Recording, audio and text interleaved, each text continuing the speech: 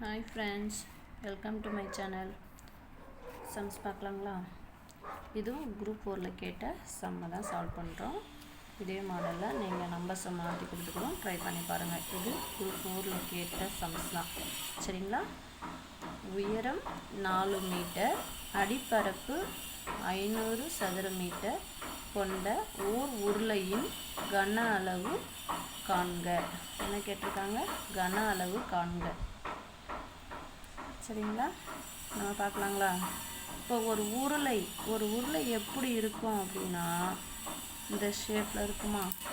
Pen colour மாற்றி change பண்ணிடலாம். இந்த உருளை பார்த்திங்கன்னா இந்த ஷேப்பில் இருக்குமா?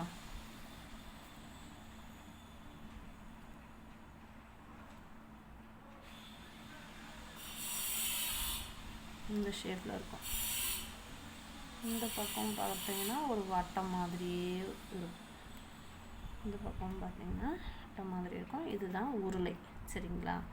இப்போ இந்த உருளையோட ஹைட்டை தான் என்ன கொடுத்துட்டாங்க, இதிலேருந்து இது வரைக்கும் உருளையோட ஹைட் என்ன கொடுத்துட்டாங்க, h = 4 மீட்டர் கொடுத்துட்டாங்க, சரிங்களா? அடுத்து நம்ம இந்த மாதிரி சம்ஸ் பார்க்கும்போது கண்டிப்பாக ரெண்டுமே மீட்டரில் இருக்கா அப்படிங்கிறத செக் பண்ணிக்கணும், சரிங்களா? இங்கேயும் மீட்டர் தான் கொடுத்துருக்காங்க, அடிப்பரப்பு 500 சதுர மீட்டர் தான் கொடுத்துருக்காங்க.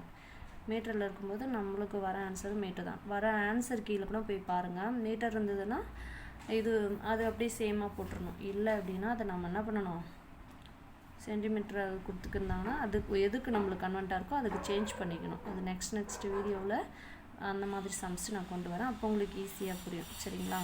இப்போ ஹைட்டு கொடுத்துட்டாங்க. இப்போ அடுத்து என்ன கொடுத்துருக்காங்க, அடிப்பரப்பு 500 சதுர மீட்டர்.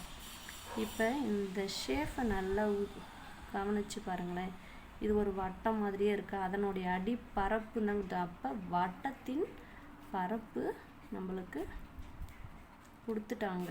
வட்டத்தின் பரப்பு ஃபார்முலா என்னங்க, பைஆர் ஸ்கொயர். இது மென்சுரேஷன் பொறுத்த வரைக்கும் நம்மளுக்கு ஃபார்முலாஸ் எல்லாமே கொஞ்சம் நல்லா படிச்சுக்கணும். ஒரு முறைக்கு 2 முறைக்கு நல்லா படிச்சுக்கணும், சரிங்களா?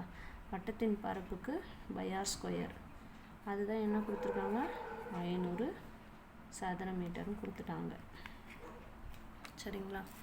இப்போ இவங்க என்ன கேட்குறாங்க, உருளையின் கன அளவு கேட்குறாங்க. உருளையின் கன அளவுக்கு ஃபார்முலா, உருளையின் கன அளவு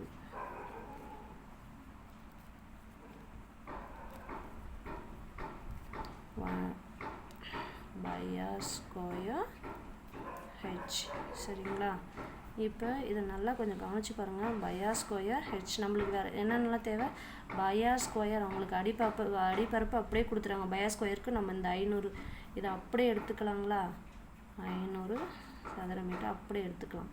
இது ஹெச்சோட மதிப்பு பாருங்கள் 4, அப்படியே போட்டுக்கலாம்.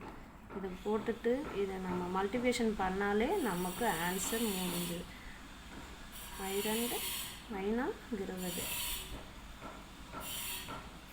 இதாங்க ஆன்சர். பார்க்கறதுக்கு தான் நம்மளுக்கு பயமுறுத்துற மாதிரி பெருசாக இருக்கும்.